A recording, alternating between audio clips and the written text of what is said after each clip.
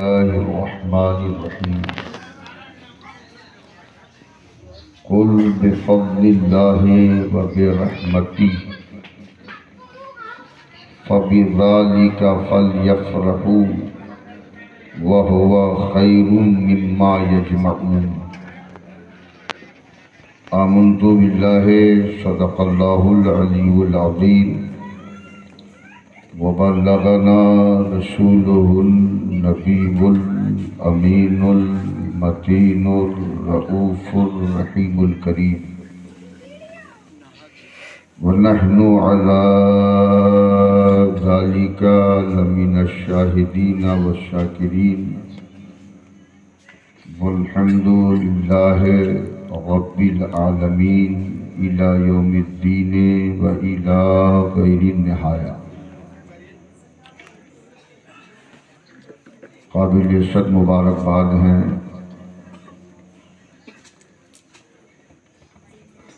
بانیان جشن عید میلاد النبی صلی اللہ علیہ وسلم، جنہوں نے اس پرآشوب اور پرفتن دور میں اپنی محبتوں کا، اپنی عقیدتوں کا بزم میلاد مصطفیٰ صلی اللہ علیہ وسلم سجا کر مظاہرہ کیا ہے، جہاں اس نیک عمل کو کر کے منتظمین جلسہ نے، انجمن پاسبان اسلام کے جملہ افراد نے اپنے آپ کو ثواب کا حقدار بنایا، تو ساتھ ہی ساتھ ہم تمام برادران اہل سنت کو بھی ثواب کا حقدار بنایا۔ کیا کہنا ہے؟ رب قدیر کی بارگاہ میں دعا ہے کہ پروردگار عالم تو ان عاشقین، محبین، منتظمین کی کاوش و محنت کو، خدمت کو، نذران عقیدت کو شرف قبولیت سے سرفراز فرما اور ہم لوگوں کی حاضری کو قبول فرما۔ کافی دیر سے آپ لوگ روحانی غذا سے اپنے آپ کو سیراب کر رہے تھے، یعنی نعت پاک مصطفیٰ صلی اللہ علیہ وسلم کا نورانی نغمہ سماعت فرما رہے تھے، اور واقعی ایسا محسوس ہو رہا تھا کہ نعت شریف اس انجمن میں نہیں ہو رہی ہے، بلکہ یہ نعت خوانی ہو رہی ہے گنبد خضرا کی چھاؤں، اور ہم عالم تصور میں یہاں نہیں ہیں۔ دیکھیے آج کا جلسہ اور جلسے کا جائے وقوع اتنا باعظمت ہے کہ اللہ کے محبوب اور مقبول بندے حضرت سیدنا بندگی شاہ رحمت اللہ علیہ کے قرب میں بیٹھ کر آج ہم لوگ اللہ والے کے قرب میں بیٹھ کر اللہ اور اس کے محبوب کا ذکر سن رہے ہیں۔ یہ الگ بات ہے، پہلے تو ہم سوچتے کہ ہماری محفل قبول ہوگی کہ نہیں، لیکن اب تو مجھے یقین ہو گیا ہم اور آپ چاہے جیسے ہوں، لیکن ہم لوگوں کا یہ جلسہ ایک اللہ کے محبوب کے قرب میں ہو رہا ہے، اس لیے ان کے صدقے میں محفل ضرور قبول ہے۔ آپ اس تصور میں بیٹھ کر کے انشاءاللہ گفتگو سماعت کیجئے۔ میں کوشش کروں گا کہ صرف تقریر سناؤں نہیں، بلکہ تقریر کے مغز کو آپ کے دلوں میں اتار دوں۔ کیا بات ہے، واہ واہ۔ آئیے انتہائی اخلاص و احترام کے ساتھ عالم تصور میں چند لمحوں کے لیے کھویا جائے، نگاہوں میں جمال گنبد خضرا بسایا جائے، اور اپنے اس عظیم پیغمبر کی بارگاہ میں نذران درود پیش کیا جائے جو ہمارے ہر گاہے وقت میں کام آنے۔ بآواز بلند درود شریف پڑھیے، اللہم صلی علی سیدنا مولانا محمد و آلہ وسلم صلی اللہ علیہ وسلم۔ جو لوگ پیچھے بیٹھے ہیں ان کو میں ایک شعر سنا رہا ہوں، اگر شعر میرا آپ لوگوں کو سمجھ میں آ جائے گا، اور سمجھ میں آنا چاہیے اس لیے کہ یہ شیراز ہند ہے۔ کیا کہنا ہے؟ واہ واہ۔ جانتے ہیں محفل میں رنگ کب سے آیا ہے؟ جب یہ چشتیہ رنگ انجمن نے چڑھایا۔ چشتیہ رنگ ہے نا؟ کیا کہنا ہے؟ واہ۔ جب یہ رنگ چڑھا تو محفل میں رنگ آ گیا۔ تو اب اس رنگ کو اور پاکیزہ بنانے کے لیے ایک شعر سنا رہا ہوں۔ جو پیچھے بیٹھے ہمارے بزرگ نوجوان، یہ آگے کرسیاں خالی ہیں، دیکھیے صف بندی کا طریقہ۔ آپ لوگ مت کہیے کسی سے، مجھے امید نہیں، یقین کامل ہے کہ وہ شعر سننے کے بعد بغیر گزارش کے وہ لوگ آگے کی طرف تشریف لائیں گے۔ ہم چاہتے یہ ہیں کہ آپ ہم سے قریب ہو جائیں اور ہم آپ سے قریب ہو جائیں۔ کچھ لوگ ادھر اور ادھر دیکھ رہے ہیں، کچھ لوگ ادھر اور ادھر دیکھ رہے ہیں، اور ہم دیکھنے والوں کی نظر دیکھ رہے ہیں۔ وہ دیکھو نبی جانے لگے سدرا سے آگے، وہ دیکھو نبی جانے لگے سدرا سے آگے، ارے جبریل سمیٹے ہوئے پر دیکھ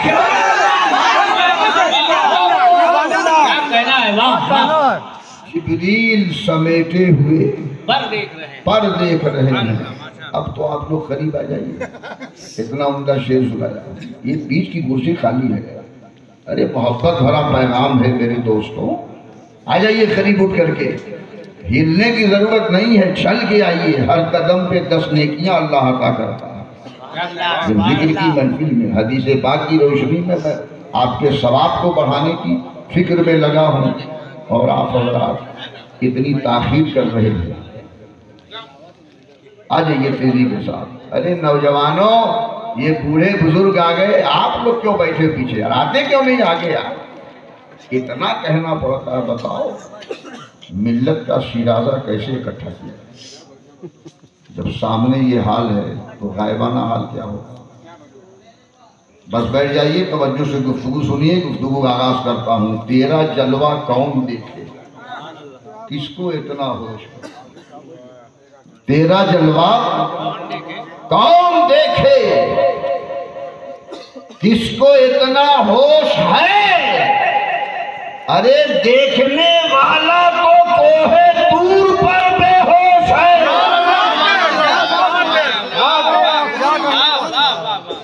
دیکھنے والا تو کوہ طور پہ بے ہوش ہے۔ بات سمجھ میں آ رہی نوجوانوں نے؟ سمجھ میں آ رہی ہے تو اپنی نوجوانی کا مظاہرہ کیجیے۔ ہم نہیں، ہمارا ذوق تباہ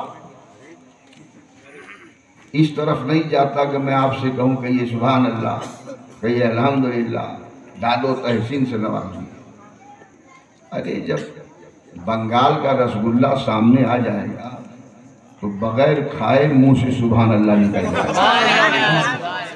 کہنے کی کہہ کے کہلوایا تو کمال نہیں ہے، خطابت کی فنکاری یہ ہے کہ ہم ایک بار نہ کہیں اور آپ 100 بار کہیں، اس لیے کہ عشق کی چوٹ تو پڑتی ہے دلوں پر یکساں، عشق کی چوٹ تو پڑتی ہے دلوں پر یکساں، اجی ظرف کے فرق سے آواز بدل جاتی ہے۔ یہاں شاعر نے ظرف سے مراد دل لیا ہے، یعنی جس کا جیسا دل ہوتا ہے ویسے ہی اس کی زبان سے آواز نکلتی ہے۔ بے شک۔ تب اپنے اپنے دل کی حفاظت کیجیے۔ ہم کیوں کہنے جائیں گے آپ سبحان اللہ کہیے؟ دل ستھرا ہوگا، دل پاکیزہ ہوگا، دل میں خدا کی یاد کا جذبہ ہوگا، دل میں یاد مصطفیٰ کا جذبہ ہوگا تو خود ہی زبان سے سبحان اللہ کا کلمہ نکل جائے گا۔ تو تیرا جلوہ کون دیکھے، کس کو اتنا ہوش ہے؟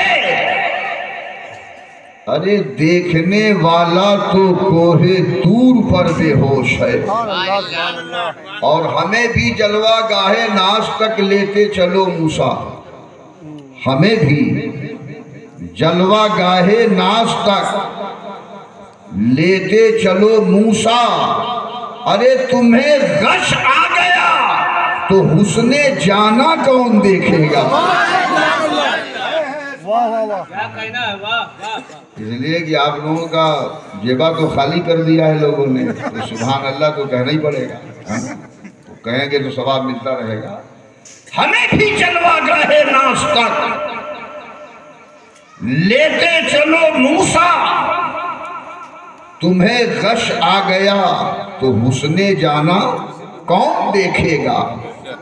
اور پڑے ہیں تو پڑے رہنے دو میرے خون کے دھبے. پڑے ہیں تو پڑے رہنے دو میرے خون کے دھبے، ارے انہیں محشر میں سب دیکھیں گے، داما کون دیکھیں گے؟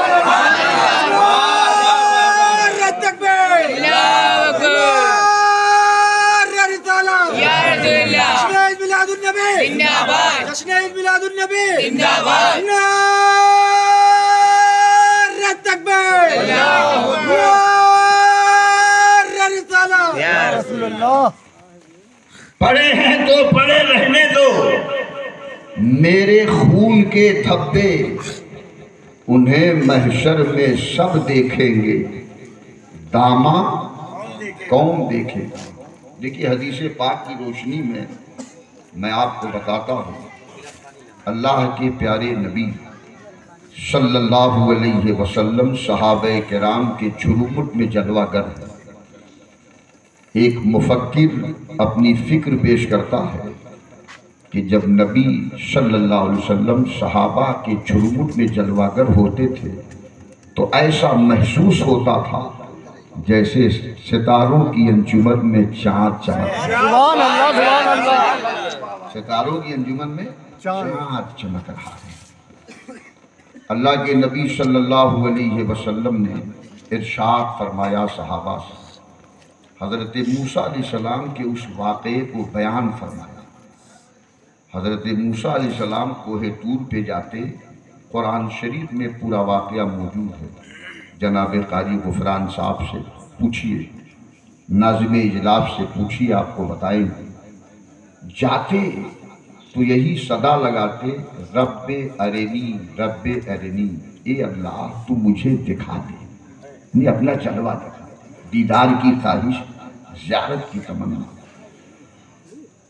تو ادھر سے آواز آتی، قرآن بول رہا ہے، لن ترانی، اے موسیٰ تم مجھے ہرگز نہیں دیکھ سکتے. ادھر سے طلب ہے، تمنا ہے، آرزو ہے، خواہش ہے، اے اللہ تیرا جلوہ دیکھنا چاہتا ہوں. کوہ طور پہ جاتے، رب ارنی، اے اللہ دکھا دے دکھا دے. لیکن جواب ملتا کیا؟ لن ترانی، موسیٰ تم دیکھ نہیں سکتے، تمہارے اندر چھمتا نہیں، قوت نہیں، تحمل نہیں میرے دیدار. جب ان کی خواہش بڑھتی گئی تو اللہ تعالیٰ نے ایک ہلکی سی تجلی کوہ طور پہ نازل کی.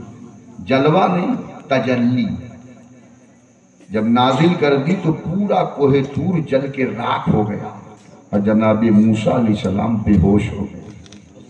اسی لیے شاعر نے کہا ہے کہ ہمیں بھی جلوہ گاہ ناز تک لیتے چلو موسیٰ، تمہیں غش آ گیا تو حسن جانا کون دیکھے گا؟ تمہیں غش آ گیا تو حسن جانا کون دیکھے گا؟ بے ہوش ہو گئے جناب موسیٰ علیہ السلام، پورا طور پہاڑ جل کے راکھ ہو گیا. اس واقعے کو اللہ کے نبی صلی اللہ علیہ وسلم صحابہ کے درمیان بیان کرتے ہیں. یہ حدیث پاک، حدیث کی معرکۃ الآراء کتاب مشکوٰۃ شریف. اللہ کے نبی فرماتے ہیں، کانا یبصر النملۃ السوداء فی اللیلۃ الظلماء من عشرۃ فراسخ او کما قال النبی صلی اللہ علیہ وسلم. آپ دیکھیے ایسا ہی سنجیدہ ماحول بنا کے سنیے گا تو انشاءاللہ قیمتی باتیں آپ کے دل میں اتارنے کی کوشش کروں گا. تقریر اس کا نام نہیں کہ ہنگامہ ہو، تقریر اس کا نام ہے کہ تقریر سننے کے بعد دل میں ہنگامہ ہو، سبحان اللہ. دل میں انقلاب پیدا ہو. اللہ کے نبی نے صحابہ سے فرمایا، اے صحابہ